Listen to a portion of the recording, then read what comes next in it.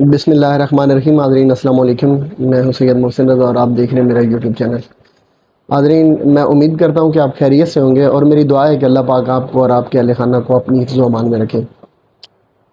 حاضرین، آج کل جو پاکستان کے پولیٹیکل سینیریو جو بن رہا ہے یا جو پولیٹیکل سچویشن جس طرح جا رہی ہے، اس نے نہ صرف پاکستان کی قوم کو بلکہ اس نے پورے پاکستان کے سارے اداروں کو بھی آلموسٹ آپ سمجھیں کہ مفلوج کر کے رکھا ہوا ہے۔ ذہنی تناؤ اور جو آپس میں اختلافات ہیں اور جو اداروں کے درمیان اداروں اور بالخصوص قوم کے درمیان جو ہیں معاملات ہیں یا جو خدشات ہیں اور جو فاصلے ہیں وہ روز بروز بڑھتے چلے جا رہے ہیں۔ اور صورتحال اب یہ ہو چکی ہے کہ اس وقت قوم جو ہے وہ بھی کنفیوز ہے پوری طرح، وہ کسی پر اعتماد کرنے کے لیے تیار نہیں ہے، اور سیاسی پارٹیاں جو ہیں ان کے ہاں بھی صورتحال کو اچھی نہیں ہے، ان کے اندر بھی کھلبلی مچی ہوئی ہے، اور ان کے تقریباً ہر سیاسی جماعت کے اندر دو طرح کی آراء اب جو ہیں وہ ڈیولپ ہو رہی ہیں یا ڈیولپ ہونا شروع ہو گئی ہیں، اور ادارے بھی جو ہیں وہ تقریباً ہر سیاسی جماعت کے ساتھ ان کا معاملہ یہی ہے کہ وہ ٹرسٹ کرنے کے لیے تیار نہیں ہے۔ مطلب آپ قوم کو دیکھ لیں، آپ پولیٹیکل پارٹیز کو دیکھ لیں، یا آپ سارے اداروں کو دیکھ لیں، جتنے بھی ادارے ہیں جو پولیٹیکل پروسیس کا جو حصہ رہتے ہیں، اور اسپیشلی اس میں اسٹیبلشمنٹ ہوتی ہے جو لازمی ہی جس نے ہمارے پولیٹیکل پارٹ مطلب پولیٹیکل پروسیس کا جس نے پارٹ بننا ہی ہوتا ہے، تو یہ صورتحال انتہائی مطلب اس وقت جو ہے وہ اس نے پوری قوم کو اور آلموسٹ ہر شخص اور ہر ادارے کو اس نے ایک ٹینس ماحول بنا کے رکھا ہوا اور بڑا تناؤ کا ایک سچویشن بنی ہوئی ہے۔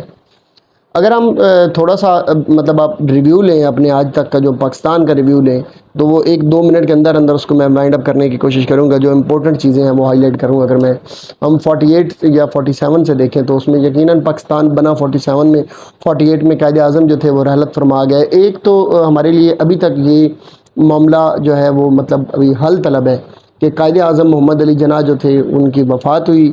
وہ طبعی موت تھی یا وہ مرڈر تھا۔ اب مطلب یہ اس طرح کی گفتگو چلتی رہتی ہے، کچھ کہتے ہیں کہ کھٹارا ٹائپ کی ایمبولینس انہیں دی گئی۔ یہ اب چونکہ ڈیجیٹل ورلڈ آ گئی ہے تو اب یہ والی سچویشن تو نہیں رہی ہے کہ 2 اخبار اور 1 ٹی وی چینل اور اس پہ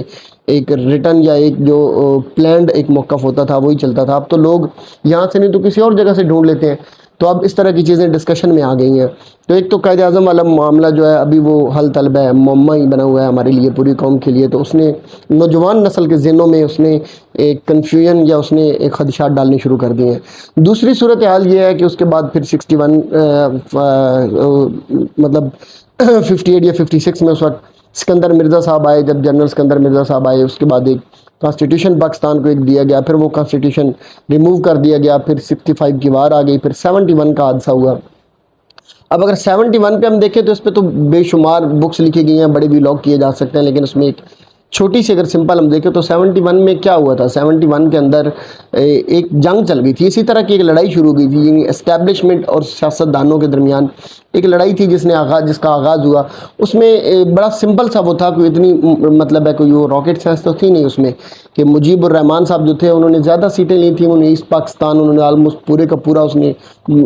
کلین سویپ کیا تھا، اور دوسری طرف ذوالفقار علی بھٹو صاحب تھے، جبکہ ذوالفقار علی بھٹو صاحب جو تھے وہ ان کے مقابلے میں وہ آلموسٹ 50% سیٹس بھی نہیں لے سکے تھے۔ تو اس وقت صورتحال تو یہ بن رہی تھی کہ مجیب الرحمان جو تھا اس کی حکومت بنتی تھی اور حکومت اس کو دینی چاہیے تھی، اس کا حق بن رہا تھا حکومت پہ۔ اس نے وہ گو کہ اس وقت جنرل یحییٰ صاحب نے جو الیکشن کروایا تھا اس میں کوئی ڈاؤٹ نہیں ہے، وہ بڑا فری اینڈ فیئر الیکشن تھا، اور اس میں کسی قسم کی کوئی ریگنگ وغیرہ کے کوئی اس میں نہیں تھے معاملات۔ جب آپ نے فری اینڈ فیئر الیکشن کروا لیا تو اس کے بعد آپ کو اگلا پروسیس جو کرنا چاہیے تھا وہ فوراً حکومت بنوانے کا کرنا چاہیے تھا، لیکن حکومت بنوانے کے لیے جو معاملات ہوتے رہے وہ آپ سب کو پتہ ہے۔ اس میں جان بوجھ کے ایک تو اجلاس نہیں بلایا گیا، اجلاس کی ڈیٹس بار بار چینج کی گئیں۔ جب ذوالفقار علی بھٹو مطلب یہ تھا کہ اس وقت اسٹیبلشمنٹ جو تھی وہ کسی بھی طرح مجیب الرحمان کو حکومت نہیں دینا چاہ رہی تھی، اس میں جنرل یحییٰ صاحب جو تھے وہ لیڈ کر رہے تھے، اور ذوالفقار علی بھٹو صاحب جو تھے جو پیپلز پارٹی تھی وہ اس وقت ان کی سپورٹر تھی، پوری طرح انہیں سپورٹ کر رہی تھی۔ آج یہ بڑا نعرہ لگاتے ہیں نا پیپلز پارٹی والے کہ ہم تو بڑا ماشاء اللہ کے اینٹی، اور ہم نے جرنیلوں کے اینٹی جماعت ہیں اور یہ ہیں، اور جرنیلوں کے تو خیر میں نہیں کہہ سکتا، اس میں آپ کہہ سکتے ہیں کہ بڑا ہم نے کانسٹیٹیوشن دی، اور یہ تو اس وقت آپ ان کی بھی اگر آپ براٹ اپ دیکھیں تو یہ براٹ اپ ان کا کہاں سے ہوا ہے؟ جنرل ایوب سے لے کر جنرل یحییٰ تک کو انہوں نے سپورٹ کیا، اور جنرل ضیاء کے دور میں جب ان کو منہ پہ لگی تو اس کے بعد پھر یہ فوراً وہ جیسے میاں صاحب فرماتے ہیں کہ اب میں نظریاتی ہو گیا ہوں، اس کے بعد یہ نظریاتی بن گئے تھے۔ اس وقت ذوالفقار علی بھٹو صاحب جو تھے، ذوالفقار علی بھٹو صاحب جنرل AIA کو سپورٹ کر رہے تھے، وہ بھی نہیں چاہ رہے تھے کہ مجیب الرحمان جو ہے وہ پاکستان کا پرائم منسٹر بنے۔ اگر تو اس وقت معاملات کو سنبھال لیا جاتا اور چیزیں بہتر کی جاتی اور اجلاس بلایا جاتا اور جن کا حق تھا انہیں حکومت دی جاتی تو شاید پاکستان نہ ٹوٹتا۔ خدشات بنائے گئے، پھر اس میں ایک حمود الرحمان کمیشن کی ایک رپورٹ آئی جسے پاکستان میں شائع نہیں ہونے دیا، اور وہ شائع نہ کرنے کی وجہ اس کا پھر یہی مطلب بن جاتا ہے کہ اگر اس کو مطلب آج کل لوگ جو اس کو جب ڈسکس کرتے ہیں تو اس کا مطلب یہ ہے کہ اس میں کہیں نہ کہیں اس رپورٹ میں ہماری اسٹیبلشمنٹ جو تھی ان کی طرف انگلی اٹھ رہی تھی، تو اس لیے اسے شائع نہیں ہونے دیا گیا۔ اب وہ کب تک، وہ پھر بعد میں ایک انڈیا سے بعد میں شائع بھی ہوئی، جب اسے شائع کرنے کا معاملات بڑھے تو وہ انڈیا سے جا کے شائع ہوئی بعد میں، تو پاکستان سے شائع بھی نہیں کرنے دیا گیا۔ تو وہ اس وقت آپ نے اتنا ماحول کو اس طرح کنجسٹڈ بنا دیا تھا کہ بدقسمتی سے ہمارا ایک پاکستان سے 50% زیادہ جو ایریا تھا، پاکستان آلموسٹ 54% ایریا ہمارا جو تھا وہ ہم سے کٹ گیا اور ڈھاکہ فعال ہو گیا۔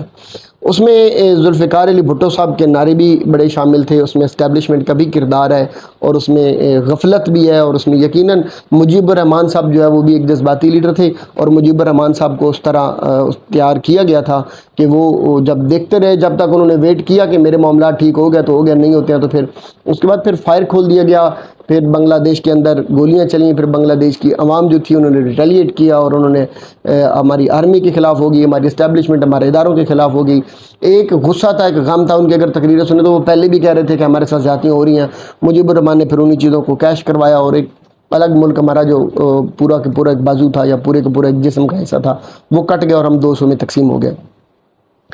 تو دوسری پھر اس وقت بھی یہی جنگ چل رہی تھی، تناؤ تو یہی تھا نا کہ وہ اسٹیبلشمنٹ اپنی پسند کے بندے کو لانا چاہتی تھی، جبکہ ان کی پسند کا بندہ جو تھا وہ سامنے نہیں آ رہا تھا۔ جب انہیں ان کی پسند کا بندہ نہیں ملا تو انہوں نے حکومت ہی نہیں بنانے دی، انہوں نے معاملے یہ اتنا خراب کر دیا کہ چلو نہ یہ حکومت بنے اور نہ کوئی اس طرح معاملہ، اور وہ اس کے بعد پھر جب چیزیں ان کے ہاتھ سے نکل گئیں تو پھر ان سے سنبھالا نہیں گیا اور پھر پورے کا پورا ملک اس طرح ٹوٹ گیا۔ ذوالفقار علی بھٹو اس وقت کرندہ بن ہوئے تھے، ذوالفقار علی بھٹو ان کو پراپر سپورٹ کر رہے تھے اسٹیبلشمنٹ کو، بالکل اسی طرح جس طرح آج ہو رہا ہے کہ ایک اکیلا عمران خان ہے اور یہ 13 14 15 جماعتیں جو ہیں وہ اکٹھی ہوئی ہیں، جس میں مسلم لیگ نون بھی ہے، جس میں مولانا فضل الرحمان کی جماعت بھی ہے، جس میں اور بھی باقی لوگ ہیں، اور ساتھ ذوالفقار علی بھٹو کی پیپلز پارٹی بھی ہے، وہ آج اسی طرح کر رہی ہے جس طرح اس ٹائم مجیب الرحمان کے ساتھ ہوتا رہا تھا۔ آج بالکل وہی کام عمران خان کے خلاف کیا جا رہا ہے اور عمران خان کو آج اسی طرح لتاڑا جا رہا ہے اور عمران خان کو اسی طرح سائیڈ لائن لگایا جا رہا ہے، سائیڈ لائن کیا جا رہا ہے یا دیوار کے ساتھ لگایا جا رہا ہے۔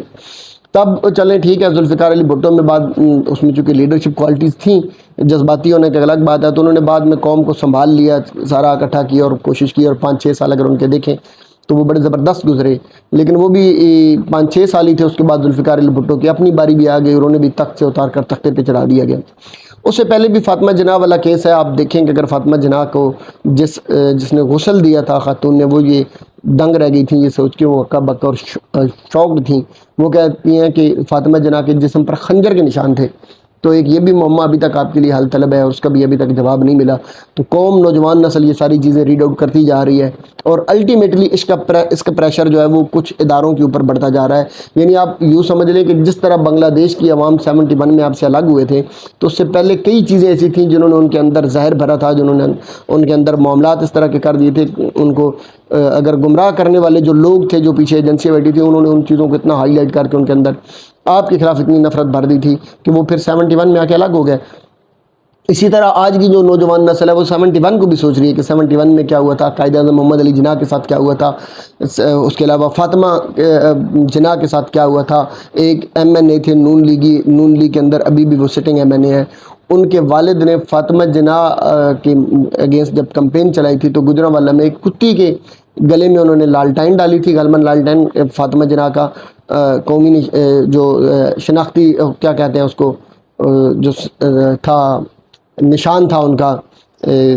جو سیاسی جماعت کا نشان ہوتا ہے، انتخابی نشان، یعنی ان کا لالٹائن تھا،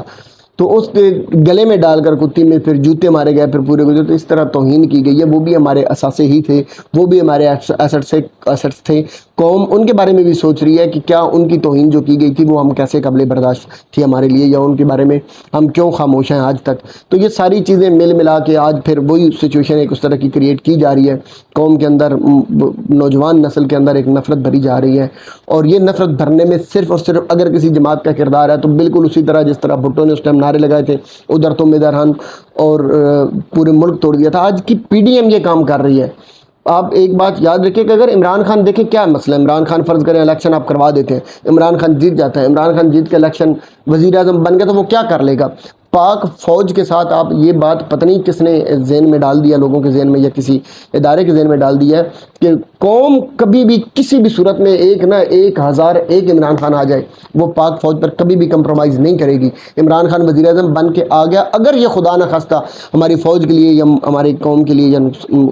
کسی قسم کا اس نے کچھ غلط کرنے کی کوشش کی یا اس کے لیے کوئی معاملات خراب کرنے لگا، تو آپ لکھ لیں کہ قوم ہم صرف پاک فوج کے ساتھ کھڑی ہوگی، قوم کبھی بھی عمران خان کے پیچھے کھڑی نہیں ہوگی۔ اور پاک فوج کو تو ڈرنا بھی نہیں چاہیے، کیا کر لے گا عمران خان وزیر اعظم بن کے؟ آپ کا کیا بگاڑ دے گا؟ آپ کے اختیارات کم کر لے گا، آپ کا یہ کچھ بھی نہیں کر سکتا اگر آپ بھی جائیں وزیر اعظم بن کے۔ لیکن اگر آپ یہ سپیس دیتے ہیں، فوج جو ہوتی ہے یا جو سربراہ ہوتے ہیں یا جو ہمارا اتنے بڑا ایک ادارہ ہے، وہ تو آپ محافظ ہیں نا ہمارے، تو محافظ تو ماں کی طرح ہوتا ہے نا، ماں سب کے لیے ہوتی ہے، وہ صرف کسی مخصوص جماعت کے لیے نہیں ہوتی ہے۔ تو بہتر تو یہی ہے کہ اس وقت اگر کہیں پہ جذبات میں آ کر کچھ لوگوں نے اگر کچھ غلطیاں کر بھی دی ہیں اور انہوں نے تنصیبات پر حملہ کیے بھی ہے، تو قانونی عمل تو ان کے خلاف ہونا چاہیے، ان کی جو سزا ہے انہیں بالکل سزا ملنی چاہیے، لیکن فوج کو بھی بڑا دل کرنا چاہیے، اور بڑا دل کر کے ایک دفعہ ایک عام معافی کر کے فوراً حالات کو سنبھال کر الیکشن کی طرف جانا چاہیے۔ جو جیتتا ہے وہ آئی وزارت عظمیٰ پہ سیٹ پر بیٹھے اور اپنا جو کام ہے وہ کرے، فوج کے خلاف وہ نہیں جائے گا، یا چاہے وہ عمران خان ہو یا کوئی بھی ہو، اور نہ وہ کبھی جا سکتا ہے۔ اعتماد دوبارہ سے ریسٹور کرنے کی ضرورت ہے، معاملات کو ٹھیک کرنے کی ضرورت ہے، نفرتوں کو کم کرنے کی ضرورت ہے، کہیں نہ کہیں پیوندکاری کی ضرورت ہے۔ اگر یہ چیزیں ہم نہیں کریں گے تو خدا نہ خواستہ ہم کسی اور کلیش کی طرف چلے جائیں گے، ایک اور مطلب ایک اللہ نہ کرے پاکستان تو کوئی نہیں توڑ سکتا، نہ آپ مزید اس میں کوئی آج کل اس طرح کے حالات رہے ہیں کہ کوئی توڑ سکے یا ٹوٹ جائے، لیکن ہم ایک سچویشن ہو سکتی ہے کہ ہمارے ملک کے اندر اللہ نہ کرے خانہ جنگی یا اس طرح کے معاملات ہو سکتے ہیں اگر ہم نے ان چیزوں کو نہ سنبھالا۔ تو اس وقت جو سب سے بہترین کردار ہے، جو ضرورت ہے، وہ اسٹیبلشمنٹ اور ملٹری اسٹیبلشمنٹ جو ہے ان کو آگے قدم بڑھانا چاہیے۔ یہ پی ڈی ایم کی جماعتیں یاد رکھیں کہ اگر ہمارے ادارے کو، ہماری اسٹیبلشمنٹ کو، ہمارے ملٹری کو اگر کسی سے خطرہ ہے تو وہ یہ پی ڈی ایم ہے۔ آپ ان کی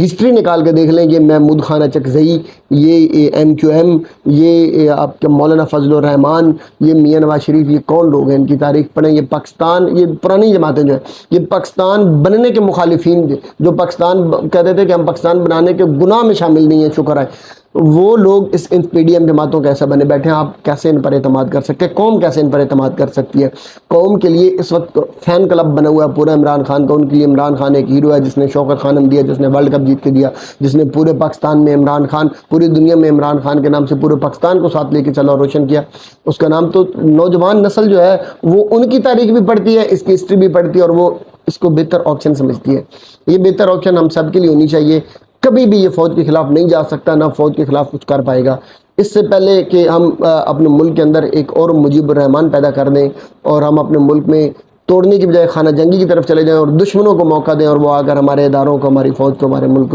معاملات میں دخل اندازی کرے، اس سے پہلے ہمیں سمجھ جانا چاہیے اور معاملات کو ٹھیک کرنا چاہیے۔ آئین جو ہے اس کے فوراً آئین کی چھتری جو ہے اسے کھول کے اس کے نیچے چلے جانا چاہیے۔ جس چیز کی آئین پرمیشن نہیں دیتا اس سے چھوڑ دیں۔ اگر 90 دن سے زیادہ الیکشن نہیں ہونے ہیں تو نہ کریں، 90 دن سے اوپر نہ جائیں۔ فوری طور پہ چیف جسٹس صاحبان جو ہیں ان کو یہ صوبائی گورنمنٹس دے دیں اور فوری طور پہ الیکشن کی طرف چلے جانا چاہیے۔ باقی اللہ چیزیں بہتر کرے، دعا کیجیے گا اس ملک کا، اس قوم کی بہتری کو۔ اللہ تعالیٰ میرا آپ کا، ہم سب کا حامی و ناصر ہو۔ وسلام۔